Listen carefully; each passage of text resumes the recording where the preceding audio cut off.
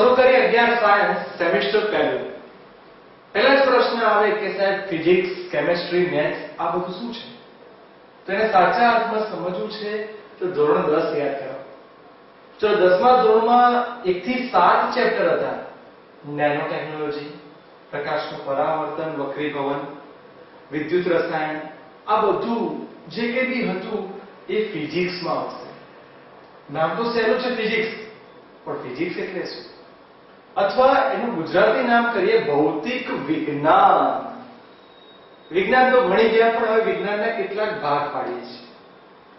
શરૂઆતમાં કહું તો પહેલું છે ફિઝિક્સ, કે જેની અંદર ઉર્જા, તરંગ, પ્રકાશ, કોઈ પણ પદાર્થ છે તો કુદરતનું અવલોકન કરો, આવા શબ્દો જે આવશે એ ભૌતિક વિજ્ઞાનમાં આવશે.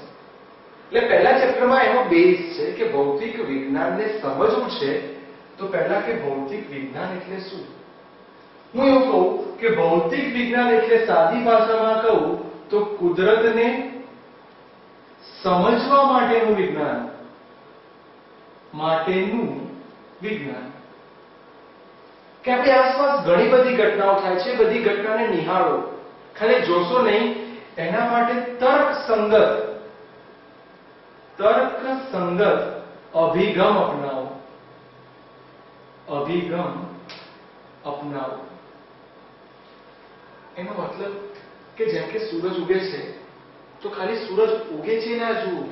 ચલો સૂરજ કઈ દિશામાં ઉગે છે, કેટલા વાગે ઉગે છે, એ વખતે રંગ કેવો છે, એનો મતલબ કે આપણી આજુબાજુ જે કંઈ બી ઘટના થાય છે એને ખાલી જોવા ખાતર નહીં જોઈએ, એના માટે તર્કસંગત કે ચલો સૂર્ય શરૂઆતમાં છે લાલાશ પડતો દેખાય છે, એના વિશે ચોક્કસ કારણો કાઢીએ અને પછી વિચારીએ કે બધી ઘટનાઓ કેમ થાય છે.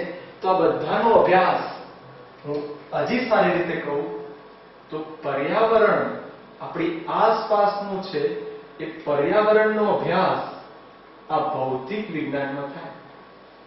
ભૌતિક વિજ્ઞાન શબ્દ એ ક્યાંથી લાયા? તો ખરેખર ભૌતિક વિજ્ઞાન શબ્દ એ ભૌતિકી ઉપરથી આવ્યો. ભૌતિકી એટલે શું?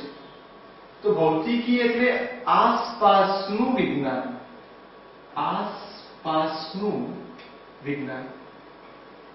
સંસ્કૃત શબ્દ ઉપરથી શબ્દ લીધો છે અને ફિઝિક્સ શબ્દ એ ખરેખર ભૌતિકને ગ્રીકમાં ફિઝિક્સ કહેવાય. એટલે આ પોતે ગ્રીક શબ્દ ઉપરથી લાયા છે, કે ગ્રીક શબ્દ ઉપરથી ફિઝિક્સ નામ લાયા.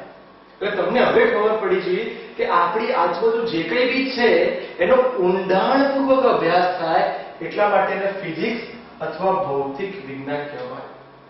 એના શબ્દો એ થોડાક સંસ્કૃત ઉપરથી બી લાયા છે અને થોડાક ગ્રીક શબ્દો ઉપરથી ફિઝિક્સ, એનું ફિઝિક્સ બન્યું. જો જોવા જઈએ તો આ એટલો ઊંડો સબ્જેક્ટ છે કે ખરેખર ફિઝિક્સને એવું કહેવાય કે ભૌતિક વિજ્ઞાન એ તો વિજ્ઞાનનો રાજા છે.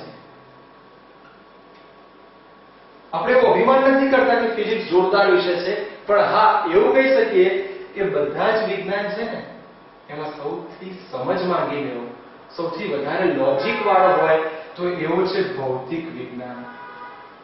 જ્યારે ખાલી જગ્યાએ ગણિત, ખાલી જગ્યાએ રાણી છે, આવા ઘણીવાર એમસીક્યુ પૂછે કે ખાલી જગ્યાએ રાજા છે અને ખાલી જગ્યાએ રાણી છે.